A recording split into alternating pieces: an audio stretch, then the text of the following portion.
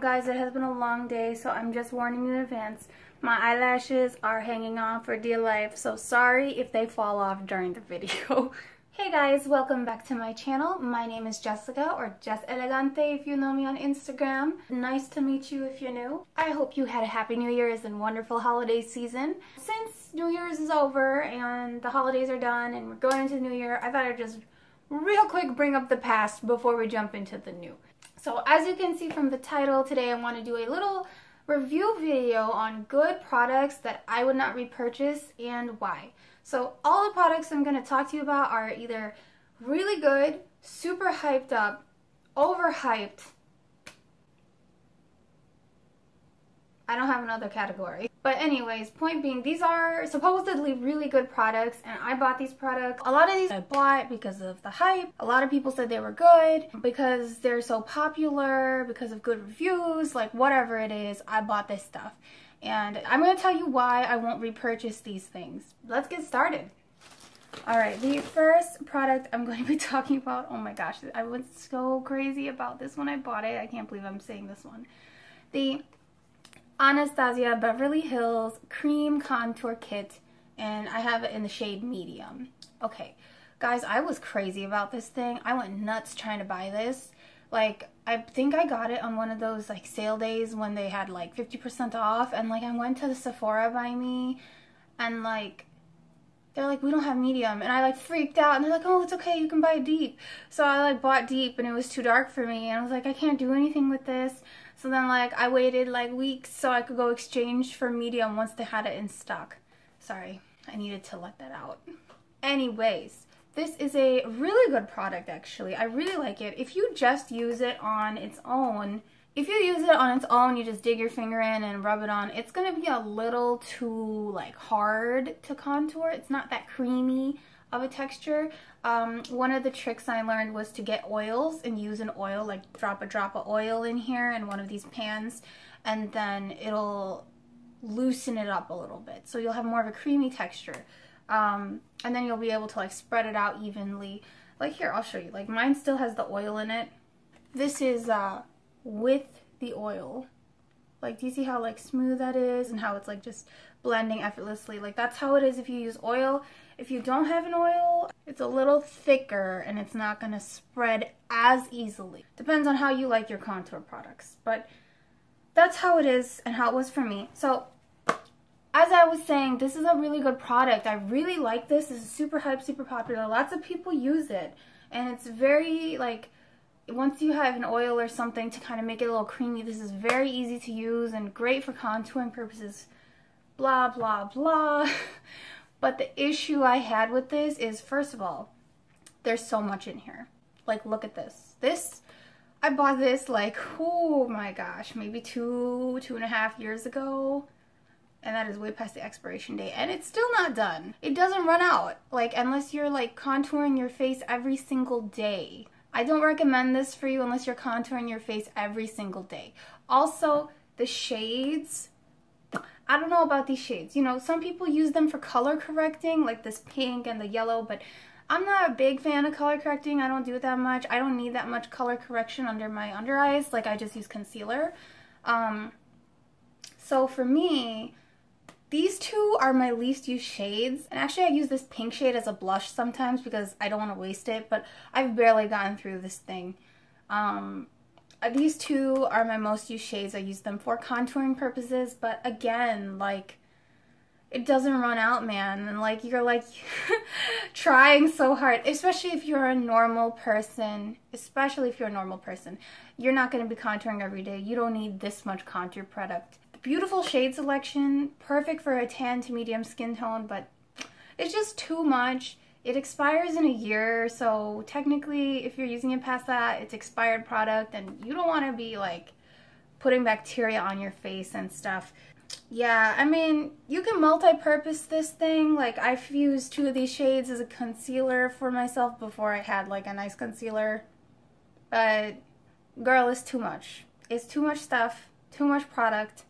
And even if the quality is nice, I think a better option than this would be to buy a foundation stick and use that to contour with. So now I actually use the Anastasia Beverly Hills stick foundation. I use the shade Earth to contour with for the most part. That is my most liked shade.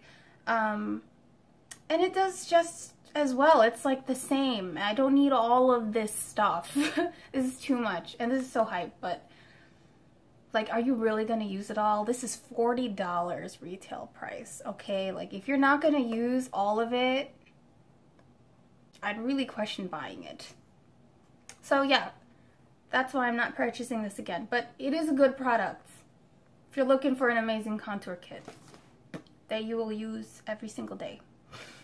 Okay, next overhyped product that I will not be repurchasing. Hope no one's mad at me for this one, but the Smashbox Photo Finish Primer. Okay guys, this is like one of the best primers of all time, according to many people, and I actually do like it. It's really good for photography purposes. I think it's really nice. It's a very silicone-y feel, it's very smooth, fills in your pores, does a really good job of that, and I actually got the jumbo size of it. Two problems with this. First of all, this is way too much primer. This expires in 24 months, okay, like this jumbo size. And as you can see here, can you see this? I hope you can see this. I have barely used any product. There is like the tiniest little air hole here in the middle, and that is all I've used. Overall, this much out of this much. It is a lot of products. Will not use it all unless you're wearing your primer every single day for some reason. If you do that, wear makeup every day, use primer every day, then okay, you can use this. But if you only wear makeup once in a while, then this is like too much product. Even if you have the smaller size, I still think it'd be too much. More than the size, okay, like I bought jumbo size, like come on. Of course it's too much, but more than the size, my issue with this product is that it clogs my pores and breaks me out. Now, I have not heard too many people saying that because this is super duper popular and always gets amazing reviews, but it breaks me out. Like every time I use this, I want to look amazing in my pictures and then I pay for it the next day and I'm like, why did I purposely try to sabotage my skin? So instead of this, I think I'll be looking to purchase their hydrating primer. That is a really nice primer. I can't remember what it's called. I'll write it down below, but I think that's a really nice primer. It did not clog my pores when I tried a sample of it, and it's really nice in pictures as well. So that's my take on this one, but if you are looking for a silicone primer and you don't have as acne prone skin, then you might get away with it. Okay guys, next I'm gonna talk about this. The Dose of Colors liquid lipstick in the shade Los Angeles. Now, I have a Dose of Colors lipstick swatch video coming up, so keep your eyes out for that. But this lipstick shade in particular is ridiculous on me. Like I would not wear this on a regular basis. It's just... Watch my Dose of Colors swatch video when it comes out. I'll tell you all about it. But this shade is just too vibrant. It's too like hot pink for me basically. But yeah, I'll talk about that later. I will never get this color again. Another product I have is actually the Colourpop Disney Designer Collection liquid lipstick. This is a luxe liquid lip. I believe it's the Blur formula, whatever it is. This looked beautiful in the pictures. All the girls' pouts looked amazing and I bought it because this shade particularly was gorgeous. So this shade in particular, I got the Megara shade because I love Meg, but the shade just looked so pretty and like a rosy pinkish red, and it is a beautiful shade. It is gorgeous, but the only issue I have with it is for some reason every time I wear it, like immediately starts to dry out my lips. I mean, I don't know if this is intended to be a matte liquid lip, but it like right away just takes out all the moisture and just my lips feel dry and like weird. Like I don't like the feeling I have when I wear this, and like also the waterline of my mouth is so much more visible after just a few hours of wear. I don't experience this as much with the matte liquid lipsticks from Colourpop or with their satin finish lipsticks. So I think it's just these kinds of lipsticks where that waterline is so visible, like you can tell you put lipstick on, and also it's just so dry feeling. I don't feel as dry when I use their matte liquid lips actually. It's just this formula. So although these were very well advertised and the shades are pretty, I don't like feeling dry all day. I like having comfortable liquid lipsticks on. So Yeah, again, Colourpop Luxe Liquid Lip, shade Wonderboy. Sorry, I won't be getting this again. But definitely some Colourpop matte liquid lipsticks. Those are still good. Alright, cult favorite here. This is the Benefit Hoola bronzer. Alright, so this is like 50-50, guys. I bought this before they had different shades out. They only had like the light shade and then like their original shade. This bronzer, like, can you see my face in the bronzer? This is the same color as my skin. I can't use this as a bronzer unless I'm using pale foundation or something that's like lighter than me, because this does not show up at all on my skin. And I was so mad because everyone is so like hype about this. Everyone raves about it, but it doesn't work on my skin and I'm just tan medium. It doesn't even look like a bronzer. Anyways, I actually use this as a setting powder for my cream contour sometimes. That's about it because I can't contour with this. So yeah, I won't be buying this again. However, since they have new shades, maybe I will give the new shades a shot. So let me know if you've tried their new shades, like the darker shades of the Hoola bronzer. I'd love to know like if they work and if they're good and if they're worth investing in. So give me a heads up, please, if you can. But yeah, it is a good powder. Just doesn't show up on my skin. Next, I do not have the full size of this. I only have the trial size. Sorry, I don't know why my camera is suddenly tilting over a little. Okay, we are back. So I do not have the full size of this product. I only have the trial size of it, and I'm so glad I only have a trial size because I would never buy the full one. This is the Tarte Rainforest of the Sea 4-in-1 Setting Mist. This is very popular. It is well rated online. But my problem with this thing, which I read online also, a lot of people have the same issue, is that the nozzle does not dispense properly. Now, I don't know if this is just for the mini or if it's for the full size as well, but the spray literally just squirts in lines, and it's really annoying if you're trying to set your whole face because you're only going to get like your cheek and your chin or your nose and like your cheek. Like you have to spray a lot to get it actually cover your whole face. I will say it smells really nice. It does smell really nice. I'll give them that. But does it really keep my makeup on? I don't really notice that as much. I can't tell. I feel like it doesn't do anything. Just smells good. I don't know. Does it work for you guys? Have you tried this? Let me know. But yeah, I won't be buying that again. Instead, I will stay with my love, the Urban Decay All Nighter Setting Spray. Sorry. Biased? I don't know. But I love it.